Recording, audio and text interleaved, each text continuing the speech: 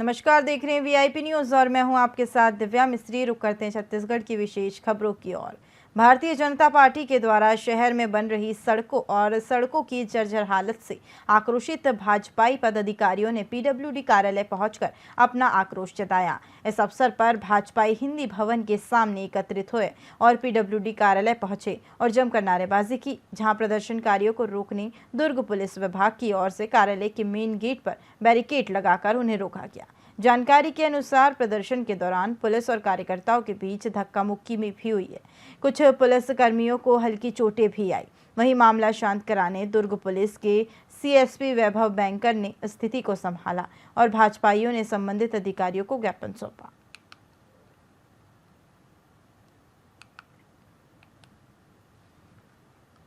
इस दुर्ग जिला में मुख्यमंत्री भूपेश बघेल जी भी हैं और लोक निर्माण मंत्री ताम्रध्वज साहू जी हैं।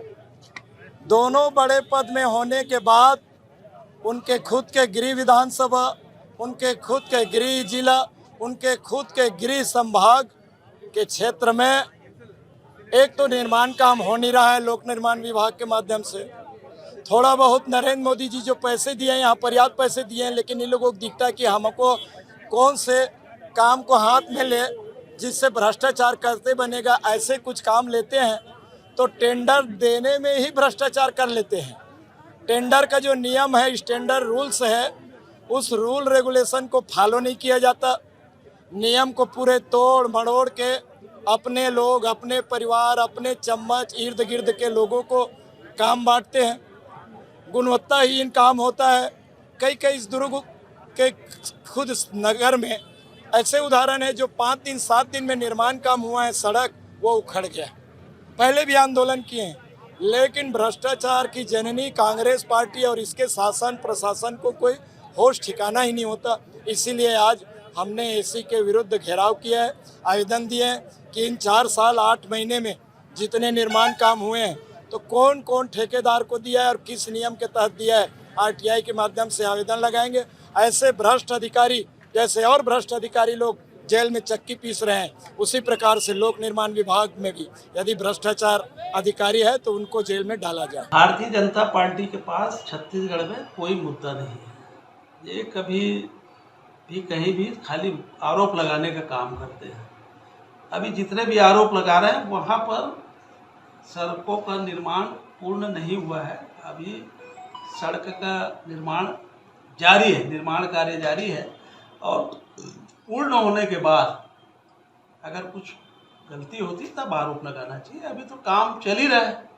भारतीय जनता पार्टी वालों के पास प्रदेश में न किसानों का मुद्दा है, न मजदूरों का मुद्दा है, न महिलाओं का मुद्दा है, न युवाओं का मुद्दा है। सभी क्षेत्र में माननीय भूपेश बघेल जी की कांग्रेस की सरकार काम कर रही है। चाहे किसानों का कर्जा माफ़ी की बात हो, चाहे किसानों के फसलों का दाम देने का बात हो, चाहे सड़कों का निर्माण हो, चाहे युवाओं को बेरोजगारी भत्ता देने की बात हो, भूमिहीन श्रमिक को 7,000 रुपये प्रति वर्ष देने की बात हो, चाहे स्व सहायता समूह की महिलाओं को रोजगार देने की बात हो, गौ माता की सेवा करने की बात हो, हर क्षेत्र में माननीय भूपेश बघेल जी की सरकार सफल हुई है। भारतीय जनता पार्टी के पास किसी प्रकार का कोई मुद्दा नहीं है। अगर भारतीय जनता पार्टी के कार्यकर्ताओं को अगर कोई आंदोलन करना ही है तो हमारे देश में जो बेरोजगारी है उसके लिए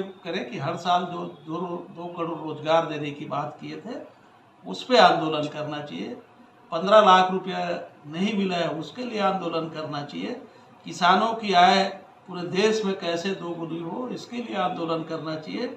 हमारी ट्रेनें रद्द हो रही है छत्तीसगढ़ से चलने वाली, उस पर कोई आंदोलन नहीं कर रहे हैं, उस पर आंदोलन करना चाहिए। इनके सांसद और केंद्रीय मंत्री 4.5 साल से छत्तीसगढ़ से लापता थे, उनसे सवाल करना चाहिए कि आप 4.5 साल कहाँ थे। इन तथ्यों को लेकर आंदोलन होना चाहिए।